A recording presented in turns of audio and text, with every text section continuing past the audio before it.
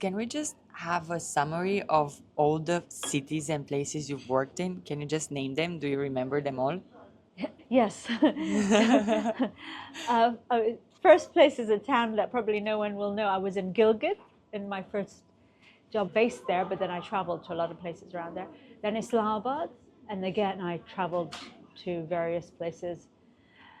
It was called Northwest Frontier Province. And then I worked in Bangladesh, in Dhaka. Then I moved to London for 10 years. And then I moved to Hong Kong, And then into Singapore. Singapore. Then after Singapore, Abu Dhabi, and now I'm in Beijing.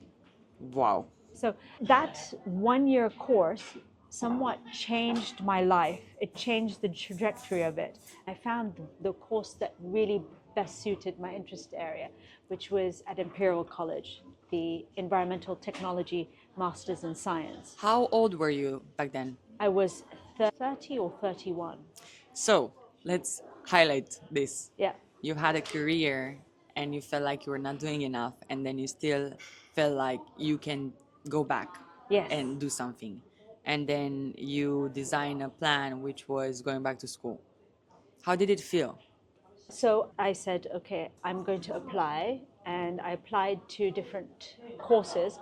Imperial College was my first choice. And I had to interview. And so I got in and I joined the energy policy course. And there were 25 people that could only do the energy policy course. So it was very competitive. So I had to compete with all these people. And I don't know, at that time, which I'm not feeling now, I always used to feel guilty that, oh, there's a young person and just because I interview well, I got the job. Right. But of course I deserve it. Yeah, but, right.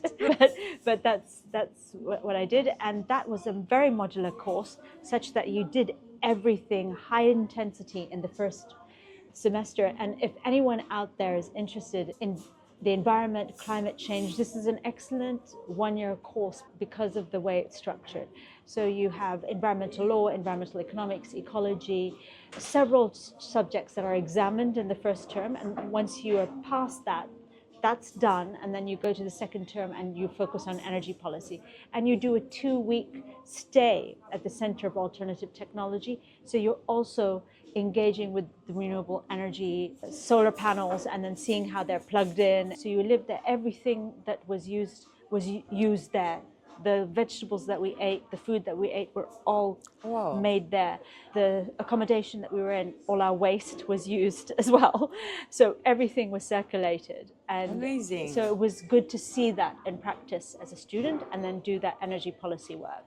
Third term was the thesis, and I focused and chose the carbon markets. I was trying to see whether the new programmatic framework of the Clean Development Mechanism, the Kyoto Protocol that was driving the international carbon markets, would be able to get financing into underrepresented sectors, energy efficiency in households, biomass stoves, to do these country level activities.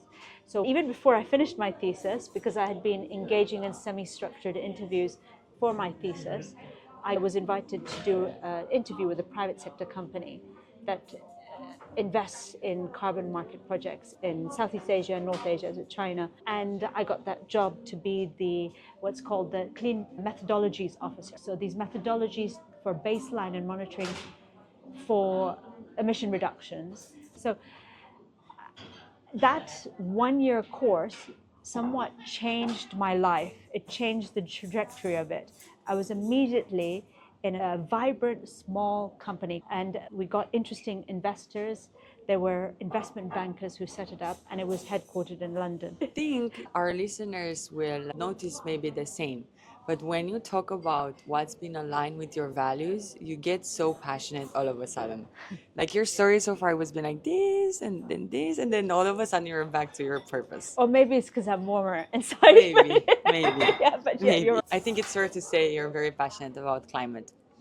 Good. Basically, at this point, you can already say that you have a career in climate, different faceted, working for the bad guys, working for the good guys, trying to see where the future is. When you're saying good guys and bad guys, the two founders were investment bankers.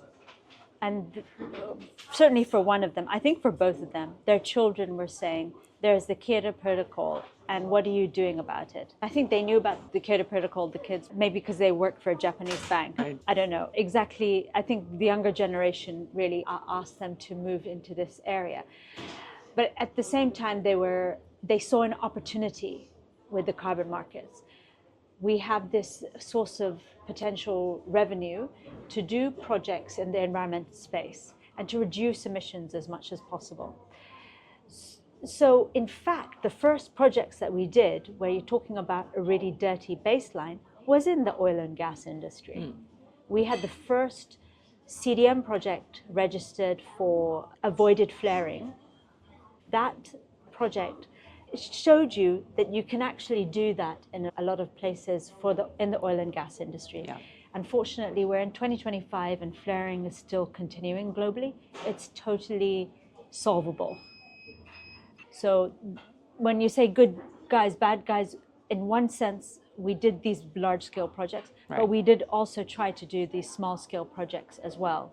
Interesting. So these biomass stove So projects. a very interesting perspective that you probably could only understand by working for both sides, right?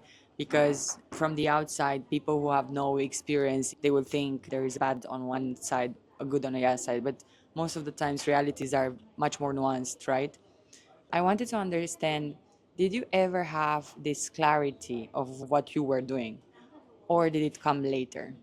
Were you always this clear about why you're doing certain things, or that you were satisfied, that you were not satisfied, or at the point you just found yourself drained and it was time for a reflection? How did it happen? I think here the compass somewhat is who you're doing the work for. So the communities, the stakeholders.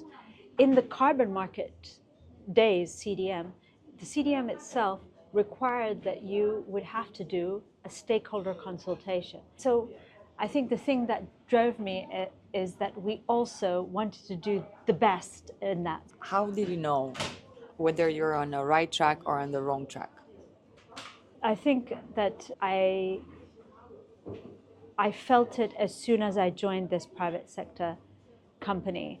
And as soon as I went to that Imperial College course as well, but more so in the third term when I was doing that project to program of activities, when I did this semi-structured interview, and then was forced to structure my thoughts. At a personal level, how did you feel that you're doing the right thing? Do you always feel this? Because I have this, my personal belief is that there is a myth that there is only a midlife crisis, but I come across so many people who have crisis all the time and they reinvent and they try something and then they do something else. How does this feel to you? Did you ever have it? Or it's because from what I hear, you've been quite aligned with what you wanted and what you enjoy since being a kid.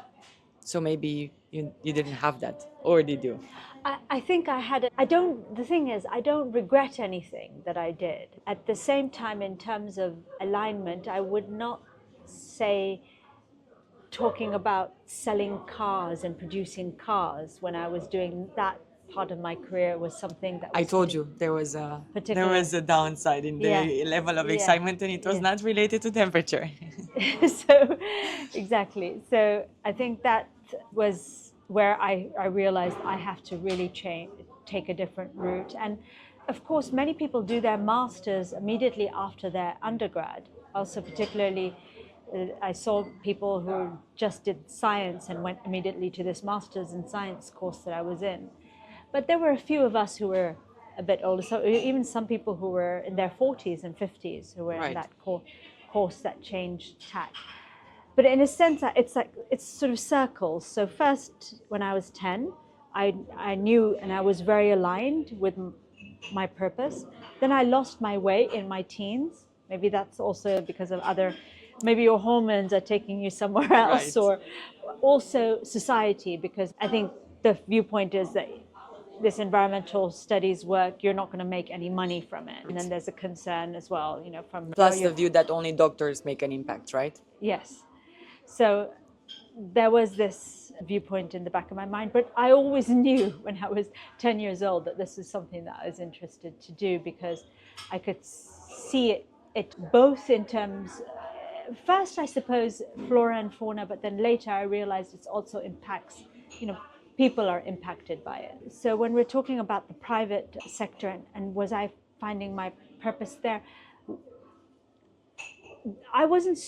I wasn't. It's interesting to reduce emissions at a vast scale. So yeah, I put forward a methodology that was approved by the UNFCCC, which was for the oil and gas industry. But I was more interested in the methodologies I worked on, the small scale ones, which were for energy efficiency appliances at the household level. So switching from coal heating to biomass stoves. So we did that in Shanxi province at that time. In China? Yes, so we had an office in China, and I was working first in the head office in London, and then I moved to Hong Kong where the other co-founder was, because he wanted me to be there in the front Right. line with engagement with clients. And that was amazing, that 1 year in Hong Kong, because I was put in boards, so like in Schneider Electric, and talking to them about energy efficiency in buildings via the carbon markets. And then I was posted to Singapore, which had then become the headquarters. I think this is amazing to make the transition towards the next section of our talk. I feel like honored and privileged to meet people like you, to show that life can be so diverse, so multidimensional. You can always change, you can find ways to go back to who you were. I think what best is to go into yourself. That's the main thing, is to give that time to yourself and have a discipline every day to do that. I think that's Sure. a daily work. And of course, I don't do that all the time, but I know how valuable that is, because many things will come at you. You may not have enough money to buy a meal or something the following day, but I think what's really helpful is to know, I mean, maybe that's too much of an extreme example, but I just think that we easily think that, I mean, this is advice to younger people. Right. What my concern is that when I was younger, I thought that I don't know as much as others, and therefore this work that I'm doing, I'm Right. not bringing a sufficient amount of value. Actually, you asking me questions this already is bringing value to the person that you're interacting with. Human life is about connection, and that connection is the whole cycle aspect I'm talking about. So I connected perhaps to the environment and to the plants and animals in Papua New Guinea, but I also connected to those 4 girlfriends who were 10 years old who had a similar interest. And I don't think without them I would have been able to put on paper our inspiration. A small community, right? Small climate community there, because you were all writing together. Yes, I had a New Zealand friend, and the others were Australian, and then myself. We've talked a bit about your global journey, your career, moving to different places. And by the way, you were just telling me that you've actually also worked for IRENA for 9 years, which brought you to work in Africa and Latin America. So you worked on all continents, basically, almost. Have you been to Antarctica? No, Okay. I haven't been to. Maybe but now our in your colleague lyrics, has. exactly. maybe in the new chapter. But it's a good moment for us to reflect on some of the lessons. And I want to understand if living across different countries made you reflect on the idea of happiness and purpose, first of all. I lived in Bhutan, as you know. Right. Yeah. Right. And I went to a local village school, and it was a pivotal moment because you're 12 and then 13 as you're growing up. And my father had a book about gross national happiness there. And at that point, I realized that it's not about making money. It's about doing what you can that would add value to improve the health of people and to improve the environment, which was one thing that it was the government leading it. every weekend, all of us kids were asked by the forestry department, because it was a target of the country, that we would have at least 70% forest cover. We would go on the weekends to plant trees. And we did that for the 2 years that we were there when I was at that local school. Very unconventional. And did you ever question, as you grew up and as you pursued your career, did you question the conventional type of success and the conventional type of careers, especially having interacted with a very unconventional type of economic model in Bhutan and unconventional way of measuring the well-being of a human community, right? You are now at the point where you are reflecting about next. How do you think about it in terms of conventionality versus unconventionality? So again, I think I had the fortune that I grew up in different countries because my father actually worked in development, and he was working for UNDP. UNDP had what's called the Human Development Index quite early on. So I already had this frame of mind about what the priorities need to be.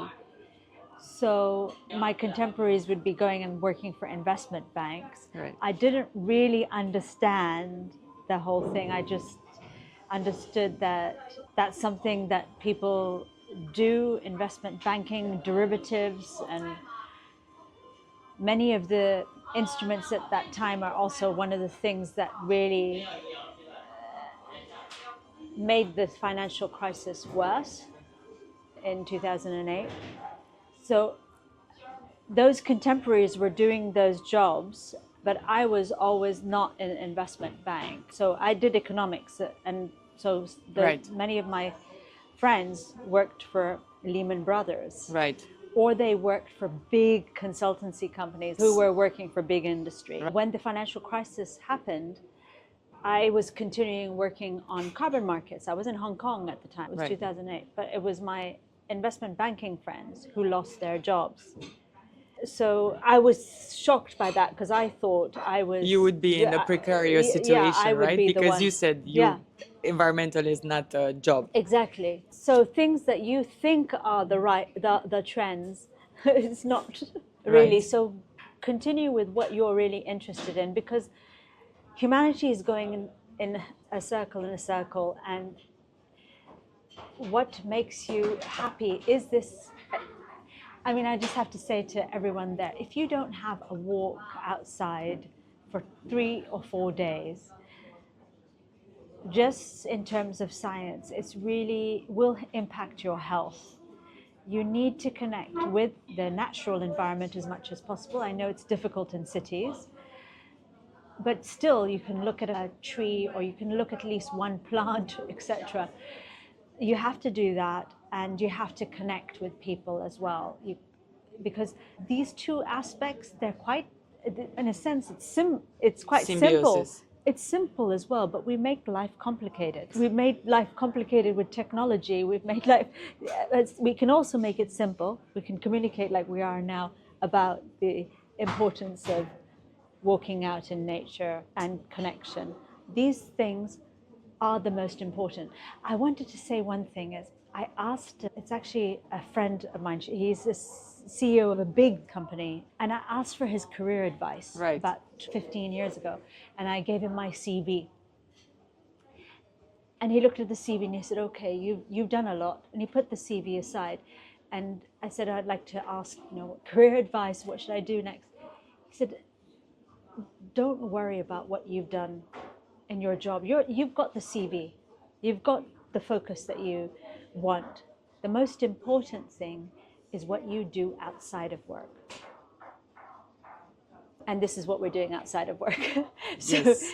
this is sharing real, experience, creating a community, whether online or in our bank. We actually have lots of different types of community. It reminds me of what Epictetus said, that actually living is a very wise business in itself, and we have to figure out how to live life, build a life And I think most of us are not really taught how to do that. We know how to build a career, but beyond that, how you live life and how you build the different compartments of life, it's not something that we discuss. And the role of those compartments in how we feel that we have purpose or not. But I think for you, two things are important: your values, alignment with your values and purpose, passion for climate, and connection, human connection that goes beyond work.